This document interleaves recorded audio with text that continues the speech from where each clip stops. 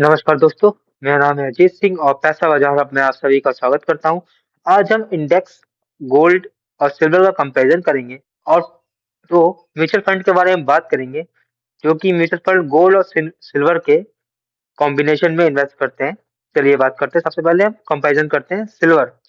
पिछले एक साल में 91% का रिटर्न दिया है। अगर 5 साल का रिटर्न देखें तो 189% है। गोल्ड पिछले एक साल में रिटर्न दिया है 67% का। 5 साल में रिटर्न दिया है 111% का।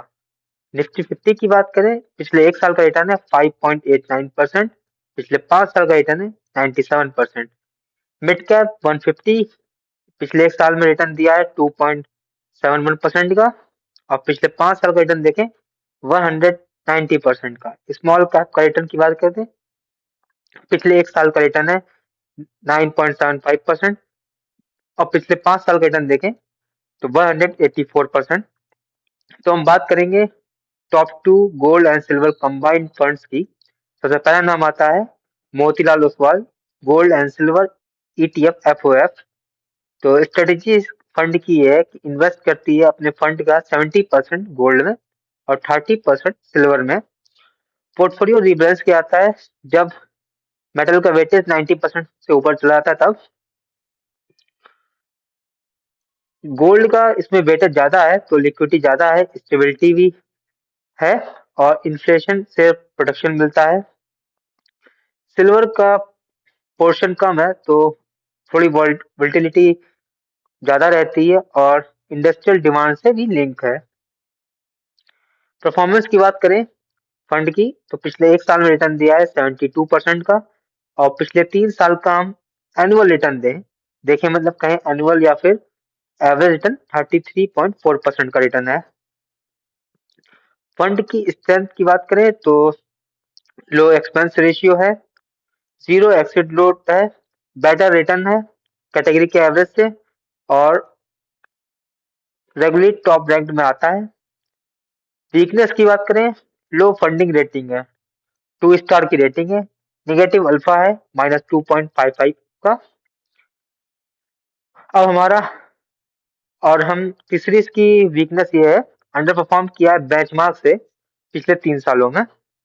हमारा दूसरा फंड है एल्डिल gold and silver ETF FOF. Strategy की है 50% गोल्ड में और 50% सिल्वर में एलोकेशन है। फंड मैनेजर एडजस्ट करते हैं एक मैक्रो इकोनॉमिक्स और टेक्निकल फैक्टर्स के अकॉर्डिंग। परफॉर्मेंस की बात करें तो पिछले एक साल का रिटर्न है 79% का और पिछले 3 साल का रिटर्न है 35% का एनुअल रिटर्न।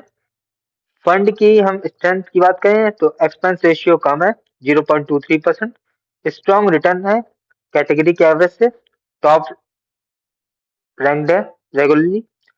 और वीकनेस ये है वेरी लो फंडिंग रेटिंग है 1 की है, नेगेटिव अल्फा है -1.19% का। बेंचमार्क रिटर्न को में फेल रहा है पिछले 3 साल में। तो कंक्लूजन क्या है गोल्ड और सिल्वर ईटीएफ एफओएफ का?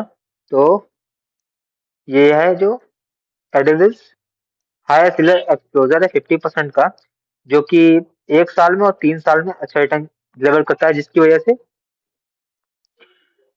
जब ये सिल्वर आउटफॉर्म करेगी तो ये फंड थोड़ा एग्रेसिवली फॉर्म करेगा, मोर एग्रेसिव है और वॉलिटिलिटी ज्यादा है इसके अंदर।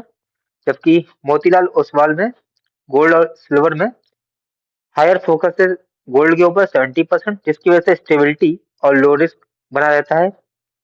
सेफर ऑप्शन है मार्केट और इकोनॉमिक अनसर्टेनिटी में।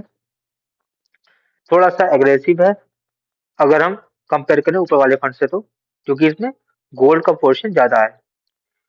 तो फाइनल कंक्लूजन हमारा ये निकल के आता है, if you want higher growth with higher risk, ये if you want safer wealth protection with modern return, तो मोतीलाल ओसवाल।